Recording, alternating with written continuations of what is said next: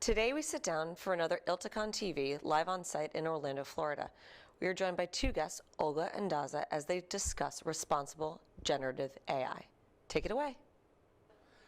Hey, hi Olga. Hi Dezza, it's always good to see you. Such a pleasure.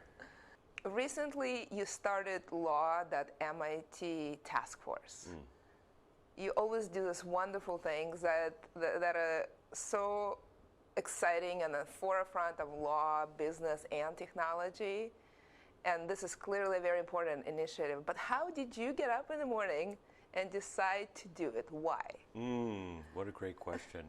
So the law.mit.edu task force on the responsible use of generative AI for law it did sort of happen one morning, but that was the result of several months of our utilizing generative AI for legal processes, legal instruments, legal use cases, seeing how remarkable it is, but then also discovering it seemed to be catalyzing questions about how does this fit with confidentiality, with fiduciary duties, with the canon of ethical kind of codes of responsibility. And what we realized in trying to do the work in the research lab was that there wasn't any good guidance out there. And one of the missions MIT does have, especially when new technologies are changing industries in the economy and society, is to try to be a forum that can convene and that can help with that transition. And one of the ways we can do that in legal tech is by helping to kind of get at least some initial guidance out and an initial conversation started around what principles and guidelines could and should be for the ethical professional use of generative AI. Yeah, that's an important initiative. I'm really grateful that you started it. Thank you very much. And you know what it means to start it? Was basically to invite the task force members, the initial ones, to help come up with that initial draft. And so I really feel like this is the right time to ask you, why did you think becoming a member of this task force was a good fit for you? I know you're incredibly busy. Why did you decide to jump in and join? Just a little busy. Yeah. Well, I love working with you. You're such a visionary, and you are not afraid to do exciting things and challenge status quo. And I've been in disruptive technologies for the last 2 decades. I've been in SaaS before it was cool, in data, in crypto blockchain, in AI, before all of those things, before they become household names, years before they become. And what I know about disruptive technologies is that they are a sharp knife. They can be used to cure and they can be used to kill. And guidelines and forethought and intention for people who innovate and early in the field is very important. It's important to sit down with all the adults in the room and have a conversation about what do we want the world to look like at the end. And then keep that goal in the back of your mind or forefront of your mind as you actually build, as you sell, as you help others to get on board. And so to me, this is what Law.MIT Task Force is doing. It's helping us to have what do we want the legal world to be when the dust settles. Yeah, so well put. And that is what we've endeavored to do. So let me ask you another question. So since you've joined the task force and we've been through now a few rounds of activity and refinement, what's been most surprising to you about how things have been unfolding? I think there's a lot of surprises. I think for me is that we are, as a profession, increasingly asking a question about unintended consequences. And the reason it is surprising in a context of legal profession is because, remember, lawyers first and foremost owe a duty to their client. Also to the court system, and they have to be forthcoming enough with the other side, but primarily to the client. And when you ask about unintended consequences, it forces you to think a little bit differently. It forces you to think, what is your duty to the world? What is your duty to society? How do you want the world to look like? And that's, to me, fundamentally reframing and thinking differently about the traditional duties of consent and all of that. So, and it's, to me, very interesting how often that came up in every conversation. And that means to me that as a profession, we're on the cusp. We are rethinking our role in the society. What about you? What did you find surprising? Indeed. So for me, what was surprising, so first of all, I think one of the things that's been great about doing this in an MIT context is there's a tradition in that institution of doing things and almost radically in the open. So, you know, our guidelines are published under Creative Commons. We've published 0.1 and 0.2 and 0.3, so like we're doing it in an iterative, very transparent kind of way. And one of the things that that's enabled us to do is to open up the doors for feedback from, you know, ever larger concentric circles of contributors, right up to and now including the entire world, the whole public. And so what was surprising to me is when we opened up the doors and just put up a Google form and started announcing on LinkedIn and Twitter and to all of our email lists, this is out there, do you have any feedback? The feedback that we got back, first of all, I'd say I'm surprised by the volume and the velocity and the depth and the quality of it. I'm delightedly surprised that people have really engaged, and I think that did validate our observation that there, as of now, there's still somewhat of a vacuum in the space. The other thing was one piece of feedback I didn't see coming, which is related to the principle which we initially had as kind of leaning toward recommending getting consent from clients for the use of generative AI as part of your representation. And we got back a real education that you know, that maybe just notice may be sufficient, or maybe not even that. Maybe it's already covered in rather broad kind of statements about, you know, the kind of flexibility to use any tools and processes as part of representation that would be in an engagement letter.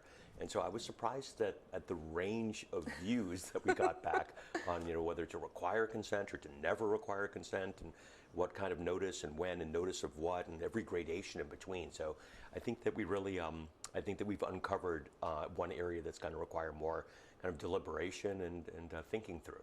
A lot of diverse answers and viewpoints enlightened by all kinds of experience. I am completely with you on that. So let me ask you this. Okay. How about, you know, with all the feedback, and we also had many in-person grassroots type of conversation at Codex, at Stanford, at MIT, at various other places. Where do we think need to do more work? Where would you like to see more work to be done? So I'm glad that you sort of pointed to some of the fora that we've kind of been present at to get feedback, like the Megan Ma's Stanford Generative AI and Law event and the MIT Generative AI and Law event.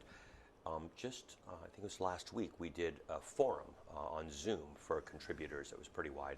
That's published on YouTube now and at law.mit.edu, where, as another way to get feedback. Some feedback that was really interesting that I think is going to require basically maybe a new principle, or maybe deepening some existing principles, was a question of privilege. And there was some really interesting dialogue about whether or how the use of generative AI could potentially imperil maintaining privilege.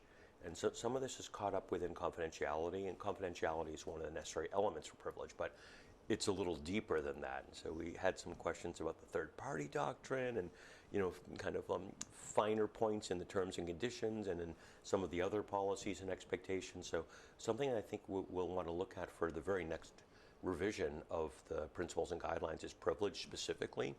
More broadly, where I think the work needs to be done is kind of like looking at where the hockey puck is going to be within the useful life of the sort of adoption and deployment of generative AI it's going to include not just law firm and in-house counsel usage of like legal tech tools. I think the big story here for the practice of law is that the rest of the world, the economy, society, all of our clients are also adopting and utilizing generative AI. It's transforming businesses. There's the whole cadre of startups where we're from in the Bay Area that are completely generative AI driven. So this is changing the nature of who the client is and what the client's doing, right? And so I think one of the things I foresee in the future is going to be a need to really understand this and to transform our practice of law so that we can meet the client where they are. Yeah, no, I agree with that. Yeah, absolutely. And so how about you? Where do you foresee the need for more and new work? I think one of the things that keeps coming up is this concept of supervision. And I actually took a lot of time to reflect on it. I looked at the duty to supervise. It's not unique to law. It's present in other professions, from medical to military, to everywhere in between. Sometimes it's more formal, sometimes it's less formal, sometimes it's really more of apprenticeship type of practice. In law, we have a formal duty to supervise, and that duty actually has changed over time. And it now covers, yes, lawyers who are starting out, yes, vendors, yes, folks who don't have a law degree, yes, to all kinds of things, including sort of D&I and responsible technology use initiatives. So, and it is very clear that we as humans, not just as lawyers, but as humans, want to be one in the loop and two in control.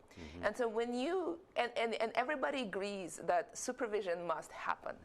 Where confusion becomes apparent is at how. And that's because reflecting on what supervision means and how I encounter it in my life, there's actually no framework. We have a duty to supervise, and everybody knows we have it, but we don't have a how. We don't have what successful supervision of a human, before we even get to machines, looks like. What success looks like, how do you get there, how do you get better, how you iterate, at what point you fail and you need to ask for help. None of this exists for humans, and actually that's, I think, an explanation why some of us are supervised better than others, why some of us supervise better than others. And now we skip this whole framework for humans, and now we're asking a question, well, how do we supervise machines? And so we need to develop very thoughtful and intentional guidelines. Not just you have to do it, but here's how. Here's what definition of success is. This is how you measure your progress.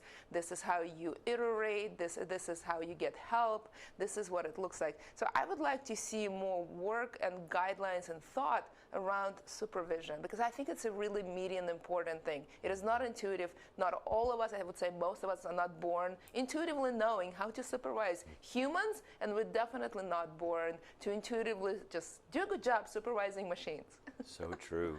Yeah, super. And we do have that as our principle number 7. And so, yeah, there'll be a lot more to unpack there. Yeah. So, okay then. So, looking forward, what do you sort of envision in the future? Like what now, based on where the task force is at now and what we have and what we've done, what's next? We've done a lot of work. We've drafted a few drafts. We had many conversations. We collected a lot of feedback, and all of it is under the Creative Commons license. Yeah. So it's amazing. We now have a data set for anyone to use. And I think it's amazing that anyone who starts thinking about, there's a lot of things to think about, from supervision to privacy to all kinds of things, confidentiality. And we know that the American Bar Association, the bar associations in every state, every organization is thinking about it. And I really hope that that data set will be a starting point for folks to think about what the issues are that are relevant to their profession, their organization, and also because I was blown away how many people, one, wanted to be contributing, 2 wanted their name to be disclosed, and 3 were willing to give that license. So to me, it's both a list of issues and, frankly, experts who can help. And I hope that every organization that thinks about it, and every organization should start thinking about it, will have a better starting point than complete zero. But Here. that's what I hope it is. I guess I'll ask you this. Okay. We definitely want this data set to be more robust, to have more contributions, to have more voices, to really have this grassroots efforts that other people can build on. Since you started it, you're the force behind it, how can people contribute? What are the ways they can continue being involved, started being involved and continue being involved, and create the data set for other people to use? Oh, Olga. Well, that's my favorite question. So the way that, so what I foresee, or what I hope, what I encourage and invite everybody listening to this now to do is to go to law.mit.edu/AI and to check out the principles. And ideally, if you notice there's a gap, or there's something that could be improved, or there's some issue, or some idea, Or source? or some sources or examples of policies, click on the feedback form and share that, contribute that, so that we can sort of float everybody's boat that much higher, and to collaborate in a sort of open way, and share that knowledge, and hopefully be able to share it back out to those places that you mentioned who are actually authorized and who are the sort of appropriate parties to create binding rules, such as the bar associations, policies and procedures for in-house counsel or for managing partners at law firms, and on and on. And so that's one thing. And I think the other thing is that I hope that those entities I just mentioned that create and promulgate rules of professional responsibility will consider going to the site, looking at it, and just copying and pasting the principles to see if there's anything in there that can help you get that start, so that it can serve its purpose of being something initial, but hardly the last word, more like a starting gun or a catalyzation, so that we can help propagate responsible practices out there broadly, and then ultimately to support the beneficial use of this technology to help transform and improve the practice of law. That is what I'm sort of hoping for as the next steps in the future. I love it. I want to see more contributions, and definitely, as both an artist and a writer, I know what it means to stare at the blank page, and I hope that we help folks to move forward beyond the writer's block. Hear, hear. Well, I take your prompt, and I see you with this output. Let's do it.